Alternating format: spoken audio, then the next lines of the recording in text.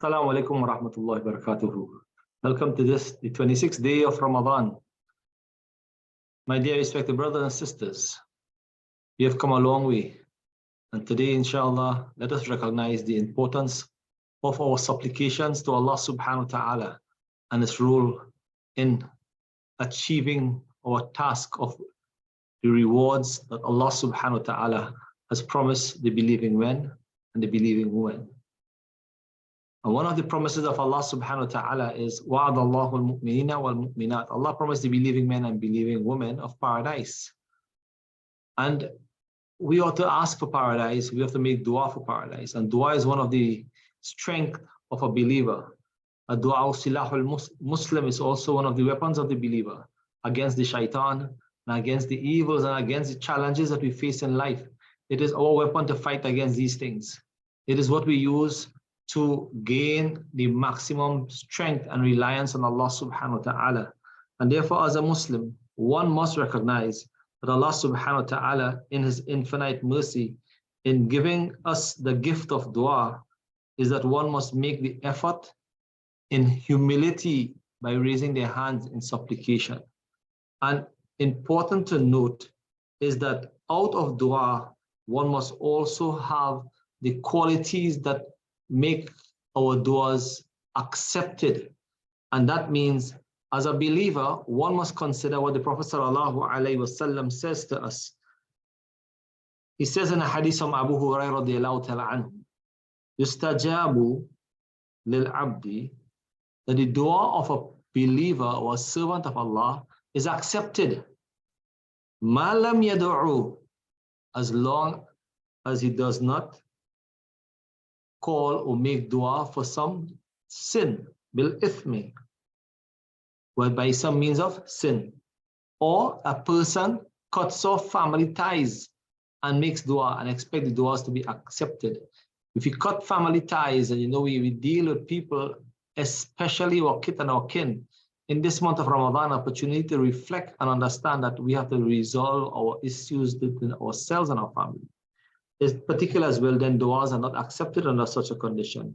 وَلَمْ يَسْتَعْجِلْ مَا لَمْ يَسْتَعْجِلْ, and yet at the same time, a person make dua and expect the dua to answer immediately. Sometimes we make dua and the things that we are asking for, or supplication that we are asking for, may not be that we receive those gifts from Allah subhanahu wa ta'ala in this world, or it may not be at this particular time that we are asking for it, but it may come at a different point in time. Allahu alam, Allah knows why and how He wants to distribute from what His treasures are. And the reason, if we are to actually achieve that point of that dua, then what will be the outcome of our duas?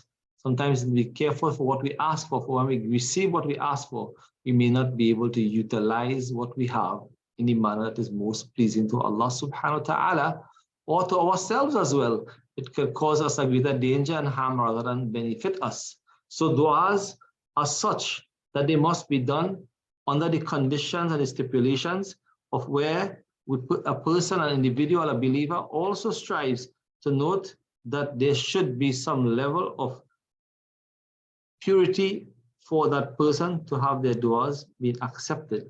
And therefore, a person cannot raise their hands before Allah subhanahu wa ta'ala in such a condition, yet he's saying, Ya Rabbi, Ya Rabbi. He's saying, oh my Lord, oh my Lord.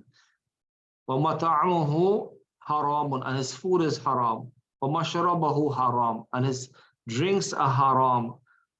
وَمَلْبَسُهُ, and his clothing haram is haram. وَغُذِيَ بِالْحَرَامِ, and he's covered with haram. فَأَنَّ يُسْتَجَابُ لَهُ, then how can his dua be accepted? It is that we must try to maintain obedience to Allah subhanahu wa ta'ala, try to keep ourselves pure at Allah subhanahu wa ta'ala. Inna Allah yuhibbut tawwabin wa yuhibbul mutatahhirin.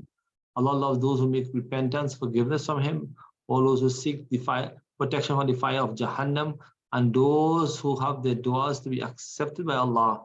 At least we maintain the level of purity within ourselves, so that Allah, through His infinite mercy, will look towards us and grant us our duas. And we are so much in need of duas and supplication.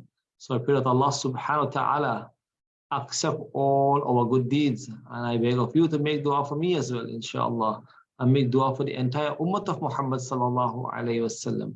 We are in a time when duas are accepted at a very particular time. The Prophet sallallahu alayhi wasallam tells us that at the time of suhoor, al-mustaghfirina bil ashar, a very important time to be seeking forgiveness from Allah and making dua for forgiveness from Allah subhanahu wa ta'ala.